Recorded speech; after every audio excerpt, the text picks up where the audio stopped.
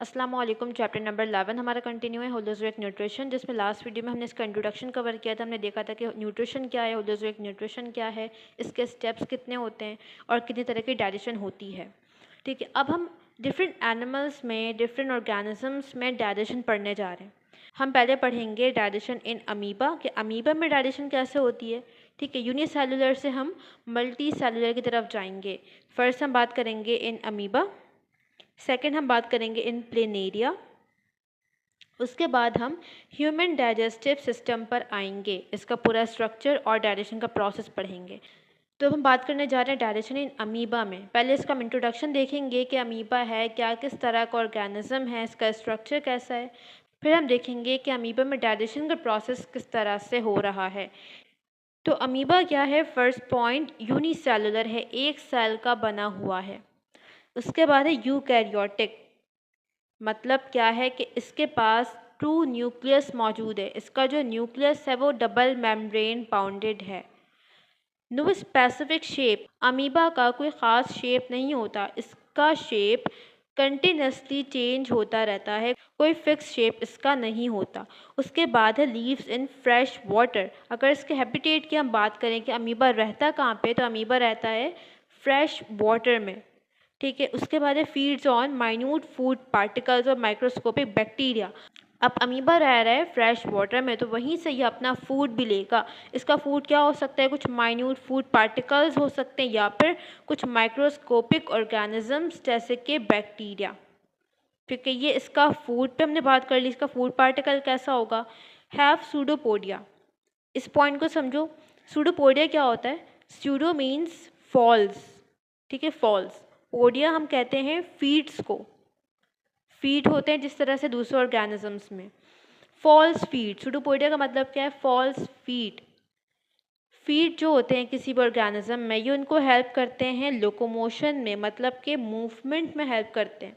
अब अमीबा के पास जो सूडोपोडिया है, ये फॉल्स फीड कहला रहा है। फॉल्स फीड इसे हम क्यों कहते हैं? ठीक है, ये फीड है, इसका मतलब ये अमीबा को लोकोमोशन में हेल्प करता है, लेकिन ये फॉल्स है, मतलब इसका स्ट्रक्चर फीड वाला नहीं है, जैसे कि एक फीड का स्ट्रक्चर होता है प्रॉपर। सूडोपोडिया का वो स्ट्रक्चर नहीं है, तो इससे हम कह रहे हैं फॉल्स फीड। ठीक है, सूडोपोडिया क्या कर रहा है? लोकोमोशन में हेल्प कर रहा है, अमीबा को मूव करने में हेल्प कर रहा है। ठीक है, तो इसीलिए इसे हमने फीड का नाम दिया, लेकिन क्योंकि इसका स्ट्रक्चर फीड वाला नहीं है, तो इसे हम कह रहे हैं फॉल्स फीड सूडोपोडिया। अब नाउ नेक्स्ट हम डाइजेशन का प्रोसेस पढ़ रहे हैं अमीबा में। ठीक है, यहाँ पर ये एक फूड पार्टिकल है और ये अमीबा है, ये इसका प्लाज्मा मेम्ब्रेन है और ये न्यूक्लियस है। ठीक है, अच्छा अब होगा क्या? देखो, जिस तरफ फूड मौजूद है अमीबा का, अमीबा उस तरफ मूव करेगा। अब अमीबा मूव कैसे करता है? सूडोपोडिया की मदद से। जिस डायरेक्शन में अमीबा को मूव करना होगा, उस डायरेक्शन में सूडोपोडिया फॉर्म होने लग जाएंगे इस तरह से। तो अब अमीबा ने जाना है फूड की तरफ, तो अमीबा में अब सूडोपोडिया फॉर्म होंगे, जिसकी मदद से वो फूड की तरफ मूव करेगा।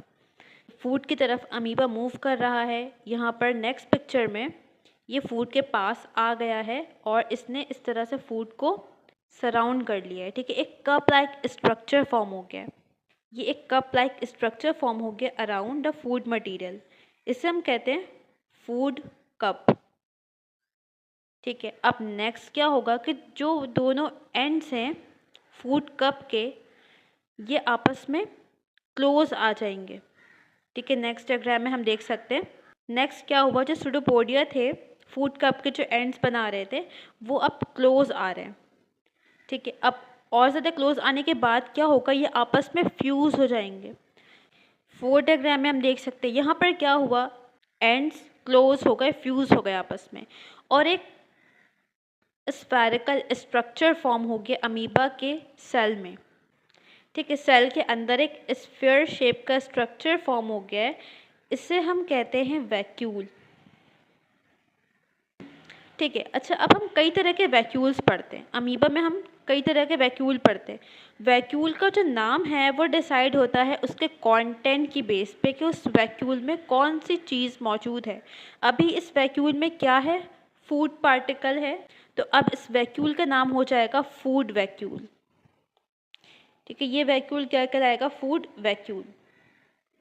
और यहाँ पर हम ये भी देख सकते हैं कि जो वैक्यूल की मेम्ब्रेन है, ये मेम्ब्रेन ये कहाँ से आई है, ये प्लाज्मा मेम्ब्रेन का पार्ट है। ठीक है, यहाँ पर हम देख सकते हैं ये कहाँ से आ रही है, जो मेम्ब्रेन है वैक्यूल की, ये प्लाज्मा मेम्ब्रेन का पार्ट है, प्लाज्मा मेम्ब्रेन से ड्राइव हुई है।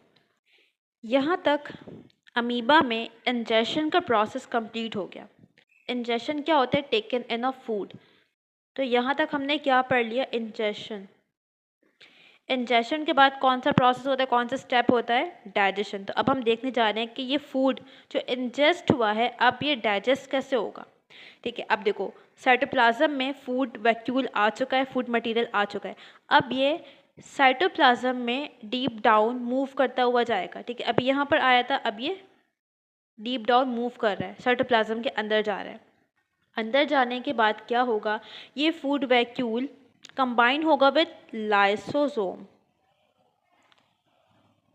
लाइसोसोम हम पढ़ चुके हैं क्या है, एक तरह का सेल ऑर्गेनल है।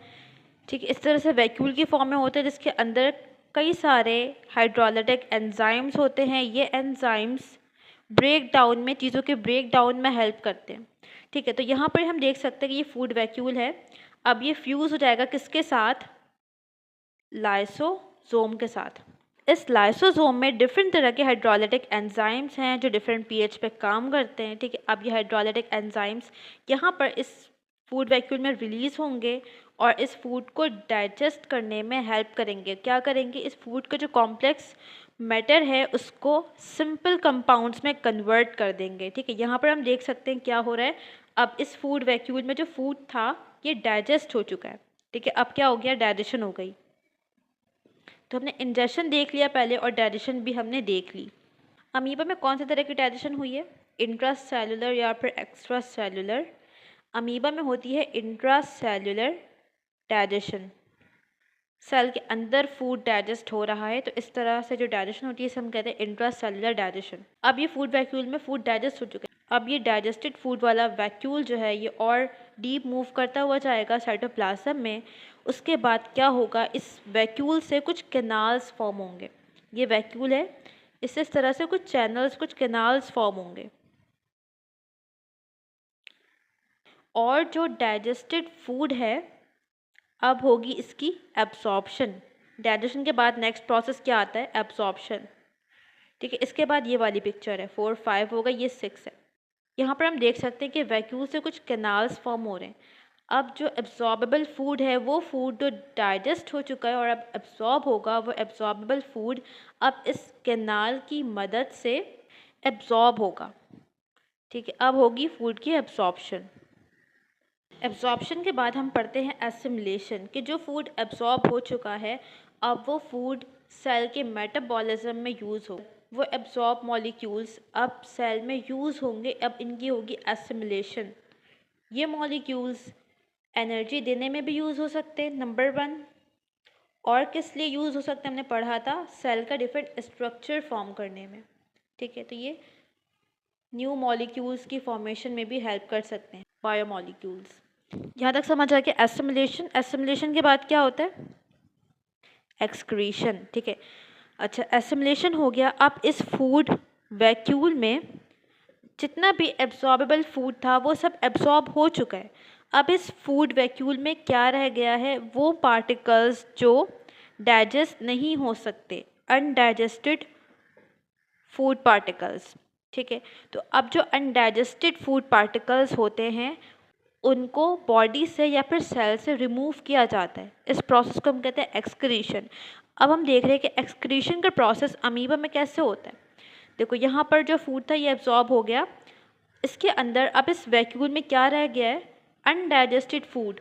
ये वैक्यूल मूव करेगा towards periphery of the cell, cell surface की तरफ मूव करेगा।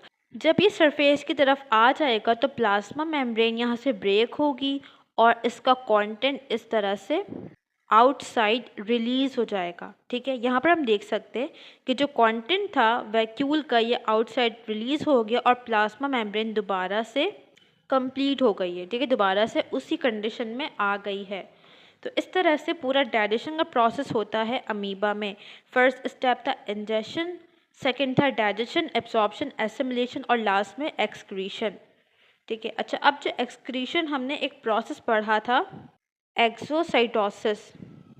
ठीक है, एक्सोसाइटोसिस ऐसा प्रोसेस जिसमें सेल से हम कोई चीज़ बाहर निकाल रहे हों, सेल किसी चीज़ को बाहर निकाल रहा हो, इससे हम कहते हैं एक्सोसाइटोसिस।